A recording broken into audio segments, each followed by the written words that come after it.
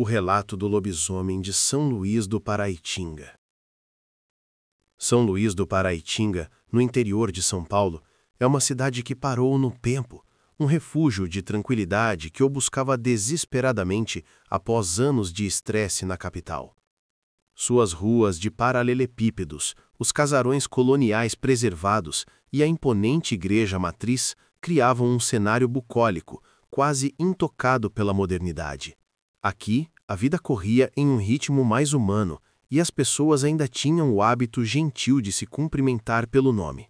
Eu havia comprado uma pequena casa, um chalé rústico, propositalmente afastado do centro, aninhado perto da margem do rio Paraitinga. Meu objetivo era simples: paz e tempo para me dedicar à escrita. A rotina era a mesma, dia após dia, e eu a apreciava. O cheiro do café fresco pela manhã, longas e revigorantes caminhadas pela mata que circundava a cidade e noites tranquilas embaladas apenas pelo coro incessante dos grilos e o murmúrio constante do rio. Eu nunca fui um homem de fé cega, e muito menos de superstições. As lendas locais, ricas e variadas, eram para mim apenas parte do charme da cidade. Histórias pitorescas.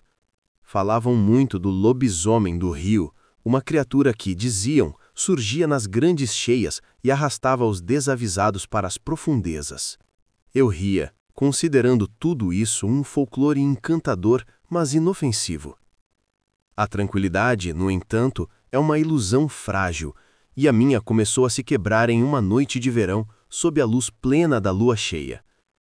Eu estava no meu escritório, a máquina de escrever em silêncio, as janelas abertas para permitir que a brisa fresca da noite circulasse. O silêncio da mata era quase palpável, até que foi brutalmente estilhaçado por um som que me fez gelar o sangue nas veias. Um uivo. Não era o som agudo e familiar de um cão, nem o chamado mais distante de um lobo-guará. Era um lamento gutural profundo que parecia vir de um lugar muito mais antigo e primitivo, carregado de uma dor excruciante e uma fúria descontrolada. O som era tão poderoso que parecia vibrar nas paredes do meu peito. Levantei-me de um salto e corri para a janela. A luz da lua banhava o quintal com um brilho prateado e frio, mas não havia nada, apenas as sombras dançantes das árvores. Tentei racionalizar, convencendo-me de que era apenas um animal selvagem, mas a sensação de que algo estava profundamente errado, de que a paz havia sido violada, não me abandonava. Nos dias que se seguiram, a cidade começou a mudar, a se cobrir com um manto de medo silencioso. O gado de um fazendeiro vizinho, o Sr. Benedito, foi encontrado morto. Não eram 3 ou 4 cabeças. Era quase todo o rebanho, dilacerado de uma forma brutal e metódica. Os ferimentos eram limpos, sulcos profundos e precisos, como se tivessem sido feitos por lâminas de açougueiro. A polícia local, inexperiente com crimes violentos ou ataques de predadores de tal magnitude, apressou já a atribuir a culpa a onças, mas a explicação não convencia ninguém. Os moradores mais antigos, com os olhos cheios de um terror ancestral, sussurravam a palavra lobisomem. O medo era palpável no ar, e o comércio fechava mais cedo. Eu comecei a notar uma mudança perturbadora no meu vizinho mais próximo, o seu Osvaldo. Ele era um homem alegre, sempre com um sorriso no rosto e uma piada pronta.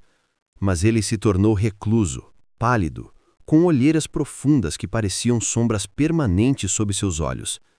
Ele evitava contato visual e, nas noites de lua cheia, trancava-se em sua casa com um ritual quase maníaco, pregando tábuas nas janelas e portas.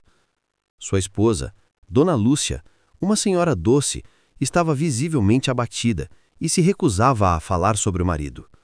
A casa deles, antes um farol de alegria, tornou-se um ponto de silêncio e mistério. A curiosidade, misturada a um medo crescente, me levou a uma investigação obsessiva.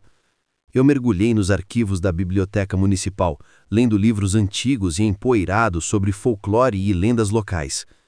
Foi em um desses volumes, com páginas amareladas e capa de couro, que encontrei um relato detalhado sobre a maldição do lobisomem do rio. O texto dizia que a criatura era o resultado da quebra de um juramento sagrado e que a cada lua cheia o homem se transformava em um monstro. O relato descrevia a criatura com detalhes aterrorizantes. Olhos vermelhos como sangue, pelagem escura e um cheiro forte de enxofre e carne podre. A descrição era assustadoramente semelhante aos sussurros que circulavam na cidade. A próxima lua cheia estava marcada no meu calendário como um dia de pavor. Eu me preparei com o que considerei ser meu arsenal: minha câmera fotográfica, na esperança de capturar a prova de que eu não estava ficando louco, e um crucifixo de prata, um presente de minha avó, que eu sempre considerei uma pérola de ouro. Eu sabia que estava fazendo uma loucura, que estava me colocando em perigo mortal, mas a necessidade de saber a verdade, de desvendar o mistério que havia roubado a paz da minha nova vida, era maior que mim. Naquela noite, vesti roupas escuras e me escondi atrás de um arbusto denso, perto da casa do seu Osvaldo. O relógio marcava exatamente meia-noite. O silêncio era total. O silêncio era brutal. O único som audível era o ritmo frenético do meu coração batendo. De repente, um grito de dor lancinante, um som que não era humano, ecoou da casa. Foi seguido por um rugido bestial, um som que parecia rasgar o tecido da realidade. A porta da frente, reforçada com tábuas, se abriu com um estrondo, e o que saiu de lá não era o seu esposo. Outro som. Uma criatura gigantesca, com mais de 2,5 metros de altura, coberta de pelos escuros e eriçados. Seus olhos vermelhos brilhavam com uma ira descontrolada, e suas presas afiadas estavam à mostra, pingando saliva. O monstro soltou um uivo que fez os vidros das janelas vibrarem em toda a vizinhança. Ele começou a correr em minha direção, na direção do rio, e eu segui, mantendo uma distância segura, a câmera incrível. O lobisomem parou à beira do rio, uivando para a rua, e eu consegui tirar algumas fotos. O flash da câmera brilhando com luz minúscula na escuridão. Mas o monstro incrível. O flash o alertou. Ele se virou e correu em minha direção com uma impressionante velocidade. Um borrão de fúria em meus olhos. Eu caí. A câmera voou para longe, e o crucifixo de prata escorregou de minha mão, caindo na terra. O lobisomem parou a poucos metros de mim. O hálito quente e pútrido do meu rosto, um cheiro de carne crua e enxofre. Seus olhos me encaravam com uma mistura de ódio e, para meu terror, de reconhecimento. Foi então que a verdade me atingiu com força de um raio. Não era apenas um monstro, era o seu Osvaldo, preso no corpo bestial. Em um ato desesperado, eu gritei o nome dele. Osvaldo, sou eu, o seu vizinho. O lobisomem estremeceu. Por um breve momento, a fúria em seus olhos pareceu diminuir, substituída por uma expressão de agonia e confusão.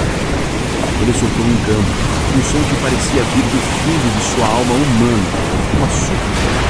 Eu rastejei, peguei o crucifixo de prata e o levantei, apontando para a criatura. O lobisomem recuou, como se tivesse sido queimado por uma chama invisível. Ele soltou um último uivo, um lamento de despedida e desespero, e correu para dentro do rio, desaparecendo nas águas escuras e turbulentas.